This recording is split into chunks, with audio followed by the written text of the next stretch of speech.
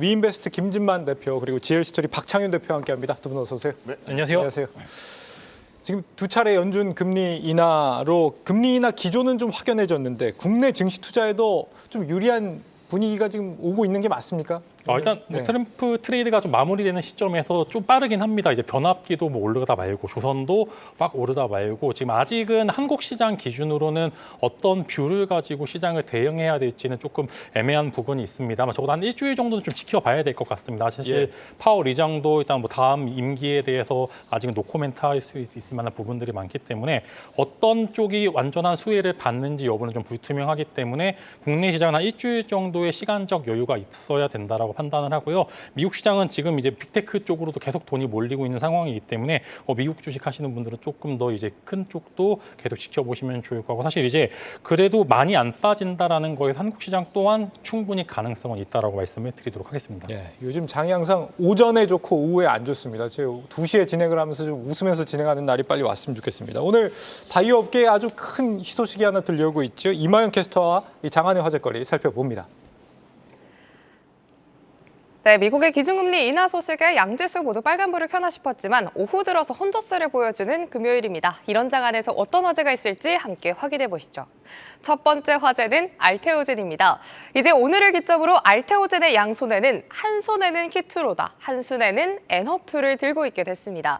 조금 전 엄청난 계약 공시가 나왔죠. 알테오젠이 일본 제약회사 다이이치 산쿄와 함께 차세대 항암제로 꼽히는 에너투에 대한 SC제형 독점 라이선스 계약을 체결했습니다.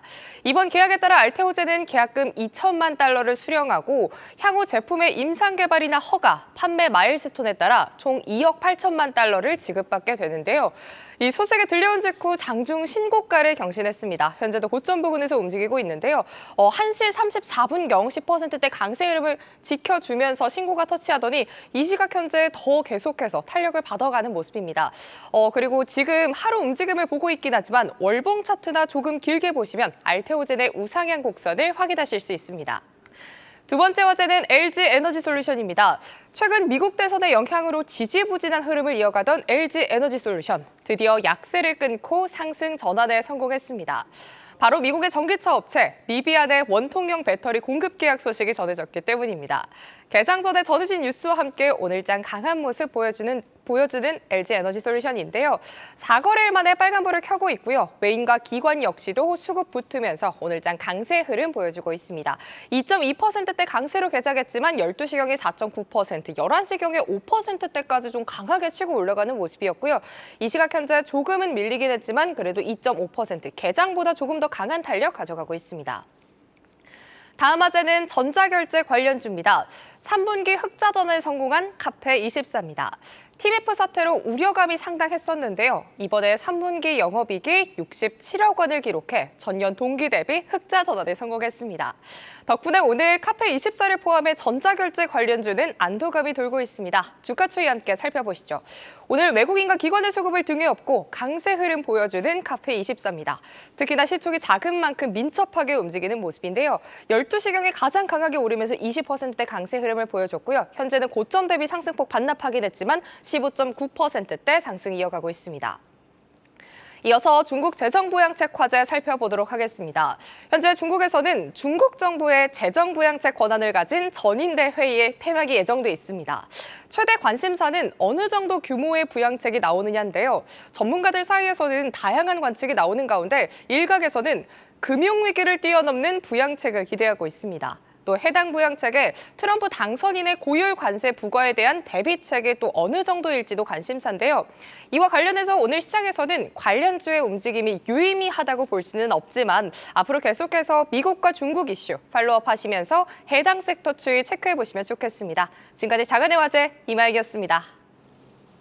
네, 알테오젠, 이 머크와의 폐암 치료제 합작에 이어서 지금 ADC에서도 성과가 나왔다라는 겁니다. 계약금이 우리 돈 280억 원, 마일스톤 3,900억 원 정도다라고 하는데 뭐 국가별로 허가를 달성을 하면은 이제 이런 마일스톤 받을 수 있다. 상업화 진행 후에 또 판매 로열티도 받을 수 있다 이런 계약입니다. 이게 정확하게 얼마나 큰 의미라고 우리가 볼 수 있을까요? 최근에 근접해서 가장 바이오 쪽에 있었던 축포가 이제 유한양행의 FDA 승인이라고 당연히 다 여러분들이 말씀을 하시는데 네. 그거와 이제 준하는 조금 더 금액 자체로는 이제 계약 로열티까지 다 받게 될 경우에 조금 더 큰 폭의 이제 좋은 이제 호재라고 말씀을 유한양행보다 크다. 네, 거의 준하거나 조금 더 높다라고 좀 볼 수 있다라고 보고요. 네. 이게 사실상 조금 더 확장이 된다라고 하면은 수출이 얼마든지 더 나올 수 있다라는 유한양은 사실 한 품목에 대해서 로열티를 받는 거기 때문에 네. 제한된 상승을 보여줄 수 있겠지만 이거는 이제 플랫폼 기술을 판매를 한 거라서 네, 이제 그런 쪽에서 봤었을 때 국내 바이오 쪽에서는 굉장한 큰 호재다라고 좀 생각을 하고요. 알테오젠도 대단한 것 같습니다. 좀 떨어져야지 사는데 이거는 뭐 살 수도 없고 좀 어려운 기업이긴 합니다만 그래도 네. 이제 보유하고 계신 분들 되게 굳은 위주로 많이 갖고 계셨는데 정말 축하드리고 아무래도 상승세 자체는 조금 더 불이 붙을 가능성이 크다라고 말씀을 드리겠습니다. 지금 우리 시가총액 13위로 올라와 있습니다. 알테오젠. 이게 지금 뭐 유한양행보다 크다고 하는데 그 머크와 키트루다 계약한 것보다도 이게 더 큰 거예요? 그거보단 작죠. 그거보단 작아요? 네, 결국은 얼마나 로열티를 수취하게 될 것인가. 그러니까 우리가 머크 쪽은 대략 한 5% 정도 기대를 하고 있었을 때 2028년 정도 되면 1.2조에서 1.5조 정도 이렇게 받는 부분으로 생각을 하고 있다면 이번에 에너투 이번에 로열티 수치가 많게는 뭐 5%를 넘어가서 10%까지도 얘기를 하고 있는데 그 경우에 지금 한 1조 정도 얘기를 하고 있거든요. 네. 그렇게 된다면 상당히 좀 의미 있는 성과 이런 것들이 기존의 키트루다에 이어서 에너투까지 같이 가져가는 거죠. 앞에서 유한양 말씀 주셨는데 저는 네. 약간 생각이 다르기 때문에 제 생각을 말씀드리면 그래요? 네. 분명히 랭라저 관련돼서는 상당히 의미 있는 성과고 자체적으로 나가는 부분인데 앞으로 이제 내년부터 5년간 이쪽 랭라저를 통해서 수취할 수 있는 마일스톤 규모는 사실은 한 1,000억 정도예요. 1,000억 정도라서 이러한 부분 자체가 반영이 되었고 다만 유한양행이 하고 있는 사업부 자체가 원래 돈을 잘 벌고 있잖아요. 제약 관련해가지고 그리고 유한 킴벌리 관련돼서도 배당 따박따박 받고 있기 때문에 제약 베이스에 랭라저가 붙으면서 지금 10조 시가총액을 받고 있는 거고 지금 말씀하시는 알테오젠 같은 경우에는 바이오벤처 쪽이잖아요. 그 중에서 우리가 이제 정맥 주사형을 피하 주사형으로 바꿀 수 있는 이 플랫폼 기술이 결국 알트비포인데 예. 기존에 키트루다가 면역 관문 억제제잖아요. 이게 이제 전 세계에서 가장 많이 팔리는 이런 키트루다에 들어가면서 머크 쪽의 독점 계약을 이끌어낸 거고 이러한 부분이 2028년 정도 되어서 SC로 변경이 되었을 때 28년 이후에 1조씩 받는 부분인데 이번에 ADC에 신규로 들어가는 에너트 쪽에 들어가는 부분 같은 경우는 이제 마찬가지로 도이치 상큐와 이렇게 계약을 하면서 2029년부터 이런 부분이 앞으로 키트루다만큼은 아니겠지만 앞으로 이와 관련돼서 위암이나 유방암 쪽에 가장 많이 팔릴 것으로 기대가 되고 있는 쪽에 들어가는 부분이고 많게는 적게는 5천억에서 많게는 1조 이상까지도 이렇게 바라볼 수 있는 부분이니까 네. 키트루다 플러스 지금 현재 에너투까지 붙어버린 거예요. 그러면 연간으로 최대 2조 원씩 이렇게 벌어들이는 부분이 29년 이후에 나타나는 거고 추가적으로 지금 기존의 NDR이나 이런 거 통해서 들어보면 MTA 그러니까 기술 이전 계약이 총 7건이 진행이 되고 있었는데 그중에서 한 건이 지금 터진 거잖아요. 네. 그렇기 때문에 앞으로도 이런 부분이 연달아 터질 수 있다는 부분이고 기존의 면역 항암제뿐만이 아니라 ADC 즉 항체 약물 접합을 통한 이런 항암제까지도 새로운 영역을 구축했다는 측면에서 영역이 다른 거죠. 그렇기 때문에 이러한 것들이 이제 앞으로 정맥에서 피하로 바뀌는 부분에 있어서 네. 상당히 긍정적인 부분이라서 사실은 유한양행과 직접적인 비교는 좀 어려울 것 같아요. 그런데 다만 이제 지금 알테오젠 같은 경우는 이게 끝이 아니라 앞으로도 계속해서 이어질 수 있다는 측면에서 그리고 29년 이후에는 이러한 부분이 연간 2조까지도 계속 벌어들일 수 있다는 부분에서 지금 유한양행이 10조고 알테오젠이 23조인데 23조가 지금 싸다는 얘기 나오고 있거든요. 그래서 뭐 30조 원까지는 기본 가야 된다 한 얘기 나오고 있기 때문에 좀 더 지켜보도록 하겠습니다. 뭐 꼭 유한양행하고 비교할 필요는 없을 것 같아요. 그냥 네. 그만큼 대단하다. 근데 네. 이게 ADC 분야에서는 사실 독점 라이센스가 체결이 된 거잖아요. 네. 그러면 ADC는 다른 대하고는 더 이상 계약을 못 하는 거 아니에요? 사실 이게 조금 변형을 해서는 얼마든지 가능은 합니다만 일단은 ADC 관련돼서는 독점 계약, 그러니까 그 플랫폼으로는 독점 계약이기 때문에 아마 추가적으로 좀 힘들 것 같고요. 네. 다만 이제 플랫폼 계약이기 때문에 플랫폼 계약이라는 거는 다른 쪽에 붙여서 얼마든지 기술 개발을 해서 또 수출을 할 수 있다라는 점에서 다르다라고 좀 말씀을 드리겠습니다. 예. 그래서 오늘 급등하는 주가가 앞으로 며칠 더 갈 수도 있겠습니다. 이 정도면. 네, 좀 더 이어질 수 있다고 보고 있고요. 사실 이번에 결국 ADC가 항체약물 접합체잖아요. 네. 그중에서 이제 N2 쪽인데 그 외딴에서 지금 나오고 있는 블록버스터 신약 이런 것들이 있기 때문에 저는 추가적으로 이런 것들 더 이어질 수 있다고 보거든요. 그러니까 이번에 ADC가 나왔다는 얘기는 기존의 면역 관문 억제제, 면역 항암제에서 이제는 이제 이런 항체 약물 접합체, 표적 항암제 이쪽까지 새롭게 뚫었다는 의미예요. 근데 이제 ADC 쪽에서 이제 이 부분이 N2가 이런 항암제, ADC 기반의 항암제니까 여기에 대해서 이제 추가 ADC 이런 부분도 더 나올 수 있다고 생각을 하고 있고요. 예. 그리고 지금 알테오젠 같은 경우가 지금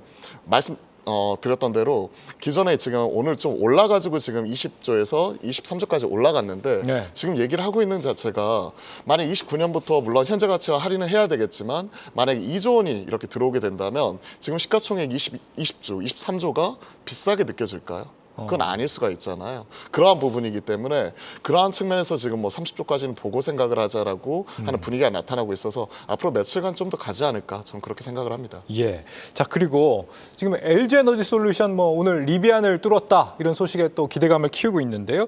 차세대 4695 배터리 지금 5년 동안 공급을 한다라고 하는데 이것 때문에 지금 주가가 아주 강하게 움직이고 있지 않습니까? 2차 전지주 전반적으로 대단한 수주인 거예요, 이게? 일단 살만한 기업이다라는 거는 일단 생각이 들고 있고요. 사실 지금 이제 배터리를 양산할 수 있는, 즉 이제 글로벌 업체에서 양산을 할 수 있는 업체가 CATL과 LG 에너지 솔루션 두 쪽이 지금 양산으로는 가장 우선적이 있는데 일단 삼성 SDI 같은 경우는 전체적인 파이 자체가 작기 때문에 이쪽을 논외로 두고 SK온 같은 경우에는 양산을 계속적으로 실패하는 모습을 보여주었기 때문에 이제 이 에너지 이제 뭐 관련돼서 배터리 주들도 정말로 좋은 기업들만 살아남는 그런 옛날에 이제 지금 현재 디램과 낸드 쪽에 보여주는 그런 현상처럼 좋은 기업들만 아마 살아남아서 남을 것 같은데 장기적으로 봐서 지금 당장은 뭐 트럼프 관련된 이슈 때문에 조금 더 주가 상승폭이 제한될 수 있겠습니다만 그럼에도 이제 올해 보기에 좋은 기업이다라는 그런 이야기를 드릴 수 있을 것 같고 최근에 또 계속적으로 수주 공시가 나오고 있죠. 그렇게 된다라고 하면은 당장 얼마를 벌어들일지는 예측이 불가능합니다. 배터리 가격기 자체가 워낙 변동성이 좀 심하기 때문에 그런 부분들은 조금 제외하고 말씀드리면은 이 종목 같은 경우에 그러면 35만 원, 36만 원 정도 가면은 살만한 기업이구나. 이제 트럼프 관련된 이슈가 마무리되는 시점이기 때문에 현재 구간에서는 장기적인 성장성 자체는 확보했고 배터리가 안 팔리는 게 아니라 그럼에도 조금 현재 지금 소나기가 오는 상황이기 때문에 오히려 비중을 늘리시 분들께서는 오늘 같은 이제 이슈가 마무리되는 시점에서는 살만하다라고 말씀드리려고 하고 만약에 이제 해리스가 됐었을 때 이런 공시가 나왔으면 정말로 많이 올랐을 겁니다. 그렇겠죠. 이제 알테오젠만큼 올라가는 그런 상황이었을 거지만 지금은 조금 공시가 조금 타이밍이 아쉽긴 합니다만 그래도 장기적으로는 성장성은 보여줄 수 있다고 좀 말씀을 드리도록 하겠습니다. 근데 LG 에너지 솔루션이 국내 기업 가운데 이 IRA 보조금, AMPC 보조금이 가장 많은 수준이지 않습니까? 지금 보면 3분기에도 4,600억 원 수준인데 이거 빼고 나면은 실적이 지금 적자라는 거예요. 그렇죠. 그런데 이런 상황에서 AMPC 보조금이 완전히 사라진다, 뭐 이런 최악의 경우겠지만 그런 경우에 먹고 살 수가 있습니까, LG 에너지? 먹고 살 수는 있겠죠. 먹고 살 수는 있는데 그만큼 수익성 악화는 불가피한 거고요. 사실 이번에 3분기 실적이 4,483억, 그중에서 AMPC 보조금이 4,660억이니까 빼고 나면 실질적으로 177억 원 적자입니다. 그러한 상황에서 당장 이제 트럼프가 내년 1월 달에 대통령 되고 나서 당장 IRA 법안을 폐지를 하는 모습이 나타나면서 AMPC 보조금이 사라지게 된다면 그렇게 된다면 지금 연간으로 한 2조 원 정도 이런 수익 자체가 사라지는 부분이니까 당연히 LG 에너지 솔루션 입장에서는 이게 뼈아프게 다가올 수밖에 없는 부분이죠. 현재 AMPC 보조금이 배터리 킬로와트당 지금 한 35불 그리고 모듈은 $10가 공제가 되는 부분이고 이런 것들이 세액 공제로도 이제 할 수가 있고 이런 크레딧 자체를 좀 판매할 수도 있거든요. 그래서 일각에서는 지금 내년 1월 달 되면 어떻게 될지 모르니까 지금 가지고 있는 이 크레딧을 일부 좀 판매를 해야 된다 이런 얘기도 나오고 있고요. 실제로 지금 일부 판매가 일어나는 것 같습니다. LG 에너지 솔루션, SK온 그리고 이번에 실적 발표하면서 한화솔루션의 경우도 5천에서 6천억 원 정도 유동화 계획을 발표를 하기도 했는데 맞아요. 근데 사실 트럼프 속내를 아무도 모르지 않습니까? 맞아요. 지금 상황에서 지금 2차 전지 괜찮을 거야, IRA 보조금 문제 없을 거야 이렇게 생각하고 투자를 들어가도 괜찮은 거예요? 그렇게 들어갈 수 있는 사람이 과연 몇 명이나 있을까요? 사실 미국에서도 이러한 관련된 퍼스트 솔라 같은 경우도 판매해서 유동화시켰고요. 국내에서도 이러한 부분을 리스크 관리 차원에서 유동화시키겠다, 좀 할인하더라도 이런 부분을 판매하겠다 하는 부분은 앞으로 미래가 불확실한데 그러한 특히 트럼프가 되고 나서 이런 것들이 없어질 수 있으니 기업 입장에서는 가지고 있는 거 빨리 현금화시키겠다 이러한 논조잖아요. 네. 그러한 부분이라서 사실은 좀 상당 기간 좀 이런 불확실성으로 인한 흔들림이 좀 더 이어질 것 같아요. 즉 1월 달에 취임하기 전까지 실제 이게 IRA 법안이 폐지가 되든 안 되든 그게 중요한 게 아니라 지금 당장 11월부터 12월까지는 트럼프 취임 전까지 인수위에서 관련된 내용 자체를 앞으로 이런 정책을 할 거야 예고를 하면서 뉴스 플로어가 계속 딱 나오게 되잖아요. 그럼 나오는 과정 속에서 IRA 관련된 법안 내용이 나올 때마다 2차 전지 관련된 종목들 주가는 흔들릴 수밖에 없다는 거죠. 다음 주 금요일까지가 이제 3분기 실적 발표가 마무리되게 되는데 네. 이번에 에코프로 BM이나 LMF 실적을 보시면 LMF도 매출이 3분의 1 토막이 나버렸습니다. 그러면서 큰 폭으로 적자 전환했죠. 예. 그러한 상황에서 지금 나타나고 있는 추가적인 불확실성이 같이 붙어버렸기 때문에 2차 전지를 가지고 계신 분들은 1번 내가 가지고 있는 종목의 실적 확인하자. 2번 이와 관련된 불확실성이 앞으로 뉴스에 나올 때마다 흔들릴 수 있는 여지가 있으니 이런 것들이 해소하고 나서 물이라도 타든지 아니면 그때 가서 뭐 신규 접근하든지 그런 방안이 필요할 것 같습니다. 저는 지금은 좀 약간 리스키하니까 지켜보자. 내가 가지고 있는 종목 네. 수비 잘하자 이렇게 말씀드려볼게요. 네, 우리 시청자 도치님께서 우리 채치수 씨 말 잘하네 이렇게 말씀하시는데 채치수 씨가 누구죠? 자, 네. 본인이 말씀을 하시네요. 네. 자, 그 다음에 우려 덜어낸 지금 카페24 관련 소식이 있습니다. 어제 뭐 어닝 서프라이즈 나왔죠. 지금 이커머스 광고 시장 부진에 대한 걱정들 그리고 이 유튜브 스토어가 과연 신규 고객을 잘 유입시킬 수 있을 거에 대한 우려들이 있었는데 그런 우려들을 어제 실적으로 완전히 불식을 시켰다는 평가들이 나올 것 같아요. 근데 이제 최근에 좀 하락을 많이 했는데 이제 네. 뭐 증권사에서 이게 과연 돈이 될까라는 이제 그런 물음표를 내면서 이제 주가가 이제 잘 만들어 가다가 빠지기 시작했는데 일단은 먼저 구글이 그 다음에 실적을 발표를 했는데 생각보다 유튜브 커머스 관련된 매출과 광고 쪽 매출이 꽤나 이제 자기네들은 둔화가 될 것으로 생각을 했는데 오히려 성장을 했다. 그래서 AI는 돈이 된다라고 이야기를 했는데 그때 관련해서 먼저 우선적으로 움직였는데 오늘 이제 실적 발표를 했는데 흑자 전환했습니다. 사실 이게 주가가 가장 탄력적으로 올랐을 때가 적자에서 흑자로 전환이 되고 흑자에서 흑자가 유지됐을 때가 주가가 굉장히 탄력적인데 예. 이런 커머스 쪽, 즉 유튜브라는 거는 확장성이 엄청난 그런 상황이기 때문에 만약에 추가적으로 관련돼서 커머스 쪽이 좀 더 발전할 수밖에 없는 상황이다라고 하면은 카페24 같은 경우 현재 주가보다는 조금 더 올라가게 될 가능성이 크다라고 말씀을 드리고 싶고요. 일단 불확실성을 이제 그냥 해소를 한 게 아니라 완전히 해소시키는 그런 실적이 나왔기 때문에 예. 지금 주가보다는 조금 더 올라갈 것으로 좀 전망이 되고요. 다만 이제 구글이 투자를 받았다라는 점에서 든든한 뒷배가 있다 이렇게 좀 말씀을 드리도록 하겠습니다. 예, 지금 카페24 매출액 증가율이 국내 전자상거래 시장 총 매출액 증가율을 역전을 해서 더 격차를 벌렸다라고 합니다. 그만큼 성장세가 좀 가파르다는 게 확인이 됐다라는 것 같고요. 자, 그 다음 소식은 중국 쪽. 아마 오늘 오후 늦게나 결과가 나올 것 같습니다. 중국 전인대 상무위의 추가 재정 정책 관련 발표가 있을 것 같은데요. 지금 10조 위안이냐 아니면 13조 위안이냐 여기를 놓고 지금 기대감이 있는 것 같습니다. 오늘 마침 또 무비자 입국도 오늘부터 시작이 된다 그러고 11일부터는 광군제도 또 시작이 된다 그러고 지금 상황에서 오늘 부양책 결과를 좀 보면서 우리가 이 중국향 종목들에 대한 투자 전략을 좀 세워볼 때가 된 것이냐. 일단은 항생 지수와 이제 심천 쪽 지수를 볼 수 있는데 보통 일반적으로 이야기를 할 땐 떨어집니다. 기대감이 있었을 때 주가가 오르고요. 어떻게 중국 쪽 같은 경우에는 부양책을 확정적으로 낼 때마다 생각보다 주가는 많이 빠지기 때문에 그런 부분도 한번 참고해 보시면 좋을 것 같고 오늘도 어제 항생 지수가 많이 올랐고 오늘 조금 빠지고 있는 부분들도 비슷한 흐름이다라고 말씀을 드리려고 하고요. 네. 일단은 화장품 쪽에 보시게 되면은 잘하는 기업과 못하는 기업 간에 이제 좀 차이가 많이 나오고 있는 것 같습니다. 아무래도 이제 아모레 그룹 같은 경우에는 중국 쪽 둔화가 예상이 되는 쪽 부분들도 있고 한국 화장품 제약 같은 경우에는 조금 올라가는 그런 부분들도 있기 때문에 이제는 중국 쪽 매출 관련해서는 개별적인 모멘텀을 갖고 있는 기업들이 훨씬 더 크게 효과를 많이 받을 거다라고 생각이 들고 있습니다. 그래서 무비자 입국 관련돼서도 분명히 국내 쪽에서 오고 가고 하면서 많은 화장품 쪽이 팔릴 것으로 전망이 되기 때문에 예. 단기적으로는 뭐 추가적인 상승폭은 많이 나올 수 있을 거라고 좀 말씀을 드리고 싶고요. 일단은 중요한 포인트들은 단일 IP가 많이 있는 기업들 위주로 보시라 이렇게 말씀을 드리도록 하겠습니다. 예. 오늘 한국콜마도 실적을 발표했잖아요. 영업이익이 76% 증가했는데도 급락을 했단 말이죠. 이게 컨센서스 대비 5% 못 미친다는 이유. 이 기대감이 너무 컸던가요? 이거 어떻게 봐야 되나요? 사실 한국콜마 같은 경우에는 3분기가 성수기예요. 선케어 제품들 이러한 부분 같은 경우가 잘하고 있고 네. 사실 3분기를 피크로 해가지고 4분기에 좀 꺾일 수가 있기 때문에 최근에 주가는 어느 정도 이제 9월 말에 고점을 찍고 나서는 좀 흘러내리는 모습이 좀 포착이 되기도 했었죠.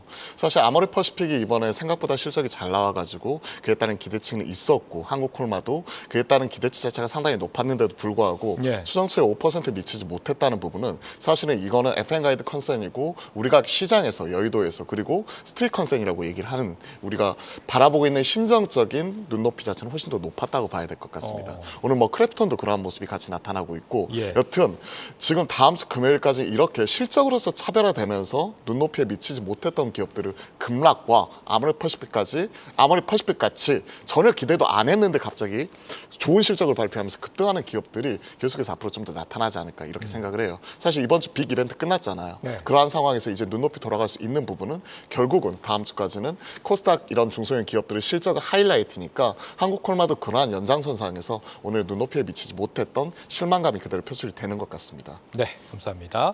자, 그리고 네이버가 오늘 사상 최대 실적을 냈는데도 주가는 오히려 힘을 받지 못하고 있습니다. 취재기자 연결해서 배경을 좀 들어보겠습니다. 전유성 기자, 결국 AI 기업이 어떤 사업 부분, AI 사업 부분의 수익화 부분이 이 핵심 아니겠습니까? 어떻게 평가가 되고 있어요? 네, 맞습니다. 현재 국내외 테크 기업을 바라보는 핵심 척도 AI입니다. 빅테크 기업들은 B2B 사업인 클라우드와 데이터 센터에서 활로를 모색 중입니다.